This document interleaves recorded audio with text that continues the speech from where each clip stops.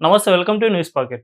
Israel, Iran మధ్య యుద్ధం ఇప్పుడు అమెరికా వర్సెస్ ఇరాన్గా మారనున్నట్లు తెలుస్తోంది.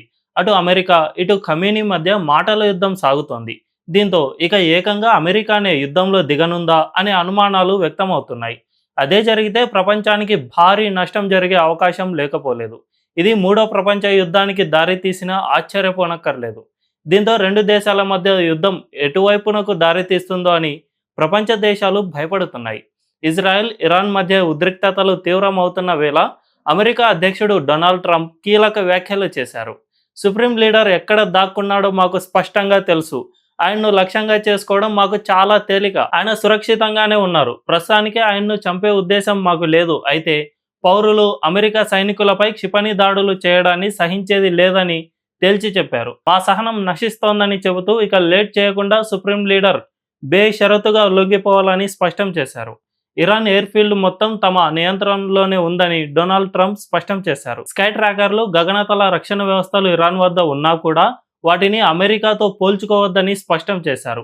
మరోవైపు ఇరాన్ సైనిక స్థావరాలు, అణుశుద్ధి కేంద్రాలే లక్ష్యంగా ఇరాన్ భీకర దాడులు చేస్తున్న వేళ సుప్రీం లీడర్ ఖమేనీని సురక్షిత ప్రాంతాలకు తరలించినట్లు వార్తలు వచ్చాయి. ఈశాన్య టెహ్రాన్లోని ఓ బంకర్లో దాక్కున్నట్లు తెలుస్తోంది. ఈ నేపథ్యంలోనే ట్రంప్ తాజా హెచ్చరికలు చేశారు. అయితే ఈ హెచ్చరికలకు ఖమేనీ లొంగుతారనుకుంటే అస్సలు లొంగలేదు. ట్రంప్కు ధీటుగా ఆయన కూడా వార్నింగ్ ఇచ్చారు. ట్రంప్ వార్నింగ్ ఇచ్చిన కొన్ని గంటల్లోనే ఖమేనీ ఎక్స్ ఖాతాలో ఓ పోస్ట్ కనిపించింది. నమీ పేరుతో యుద్ధం మొదలైంది. అలీ తన జుల్ఫికర్తో కలిసి ఖైబర్కు వచ్చేశారు అని అందులో రాశారు. దీంతో పాటు ఖడ్గం పట్టుకుని కోట గేటు వద్ద ఓ వ్యక్తి ఉన్న ఫోటోను దీనికి జత చేశారు. కోటపై నిప్పుల వర్షం కురుస్తున్నట్లుగా ఆ చిత్రంలో ఉంది. ఈ పోస్టు చూస్తూ ఉంటే యుద్ధం మరింత తీవ్రమయ్యే పరిస్థితులు కనిపిస్తూ ఉన్నాయి. 7వ శతాబ్దంలో యూదుల పట్టణమైన ఖైబర్పై షియా ఇస్లాంలో మొదటి ఇమాం యుద్ధం చేసి అందులో విజయం సాధించారు. నాటి ఘటనను గుర్తు చేస్తూ ఖమేనీ ఈ పోస్టు పెట్టారు.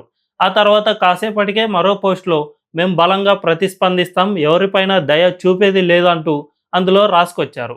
దీంతో అమెరికాను సవాల్ చేసినట్లయింది. ఫలితంగా ఈసారి ఇజ్రాయెల్కు అండగా అమెరికానే రంగంలోకి దిగుతుందేమో అని అందరూ అనుకుంటూ ఉన్నారు. అమెరికా ఎప్పుడు యుద్ధం చేయాలనుకున్నా అక్కడి అధ్యక్షుడు సిచ్యువేషన్ రూమ్లో ఆర్మీ అధికారులతో భేటీ అవుతారు. ఈ భేటీ అయ్యారంటే ఖచ్చితంగా యుద్ధం వస్తుందనే అర్థం. G7 దేశాలు కోసం కెనడా వెళ్లిన ట్రంప్ హడావుడిగా తన పర్యటనను తగ్గించుకుని వాషింగ్టన్కు చేరుకున్నారు. రాగానే రక్షణ మంత్రి హెక్సెస్తో భేటీ అయ్యారు. అనంతరం సిచ్యువేషన్ రూమ్కు వెళ్లారు. దాదాపు 80 నిమిషాల పాటు జాతీయ భద్రతా సలహాదారు బృందంతో ఆయన సమావేశమయ్యారు.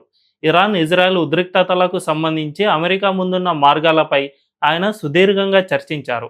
అవసరమైతే ఇజ్రాయెల్కు మద్దతుగా అమెరికానే రంగంలోకి దిగాలనే ప్రణాళికను కూడా ట్రంప్ అనుకున్నట్లు తెలుస్తోంది. ప్రస్తుతం అమెరికా, ఇజ్రాయెల్ల main target Fordow nuclear plant. యుద్ధంలో మొదటి రోజు ఇజ్రాయెల్ జరిపిన దాడుల్లో నంతాజ్ న్యూక్లియర్ ప్లాంట్ పూర్తిగా ధ్వంసమైంది. కానీ ఫోర్డో అణు కేంద్రం మాత్రం చెక్కు చెదరలేదు. కొండల్లో ఉన్న ఫోర్డో అణు కేంద్రాన్ని ఇజ్రాయెల్ దాడులు ఏమీ చేయలేకపోయినట్లు తెలుస్తోంది. భూగర్భంలో సుమారు 295 అడుగుల లోతులో యురేనియం శుద్ధీకరణ జరుగుతున్నట్లు తెలుస్తోంది. అందుకే దీన్ని నాశనం చేసేందుకు అమెరికా సిద్ధమవుతున్నట్లు కనిపిస్తోంది. 295 అడుగుల లోతులో ఉన్న ఈ కేంద్రాన్ని ధ్వంసం చేయాలంటే ఏరియల్ దాడితో ధ్వంసం చేయడం కష్టమే. ఇలా భూగర్భ బంకర్ను పేల్చే బాంబులు ఇజ్రాయెల్ వద్ద లేవని ఓ వాదన వినిపిస్తోంది. అందుకే అమెరికా రంగంలోకి దిగనుందా అనే అనుమానాలు వ్యక్తమవుతున్నాయి. అగ్రదేశం దగ్గర ఉన్న GBU-57 బాంబును ఉపయోగిస్తే ఈ బంకర్ను ధ్వంసం చేయవచ్చు. ఈ బాంబు సుమారు 14,000 కిలోల బరువు ఉంటుంది. కేవలం B-2 స్టెల్త్ బాంబర్లు మాత్రమే దీన్ని ప్రయోగించే అవకాశాలున్నాయి. అమెరికాకు చెందిన JBU-57 బంకర్ బస్టర్ బాంబు సుమారు 60 కిలోమీటర్ల లోతులోకి వెళ్లిన తర్వాత పేలుతుంది. బాంబులను పేల్చుతూ డ్రిల్లింగ్ చేస్తే మరింత లోతుల్లోకి వెళ్లే బంకర్లను పేల్చే అవకాశాలున్నాయి. ఈ బాంబులను ప్రయోగించేందుకు ఇప్పటికే అమెరికా 6 B-2 స్టెల్త్ బాంబర్లను హిందూ మహాసముద్రంలో డీగో గార్డియా దీవిలో మోహరించింది. మే నెలలో వీటిని అక్కడికి తరలించారు. ఈ ద్వీపం ఇరాన్కు 4,800 కిలోమీటర్ల దూరంలో ఉంటుంది. కానీ B-2 బాంబర్ల రేంజ్ 11,000 కిలోమీటర్లు. అంటే అమెరికా తలుచుకుంటే B-2 బాంబర్లు సురక్షితంగా ఇరాన్కు వెళ్లి అణుశుద్ధి కేంద్రాల్లో ఉన్న బంకర్లపై బాంబులు వేసి వెనక్కి తిరిగి వచ్చేయగలవు.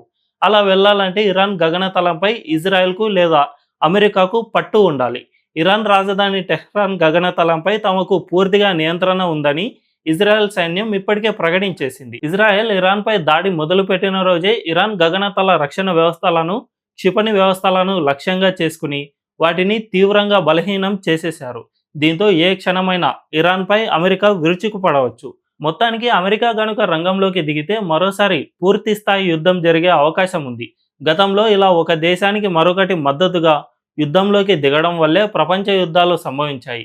ఇప్పుడు ఏకంగా అమెరికానే రంగంలోకి దిగుతూ ఉండటం వల్ల మళ్ళీ ప్రపంచ యుద్ధం తప్పదా అనే వార్తలు కూడా వినిపిస్తూ ఉన్నాయి. ఈ వీడియో కనుక మీకు నచ్చినట్లయితే ఖచ్చితంగా సబ్స్క్రైబ్ చేసుకోండి. Thank you.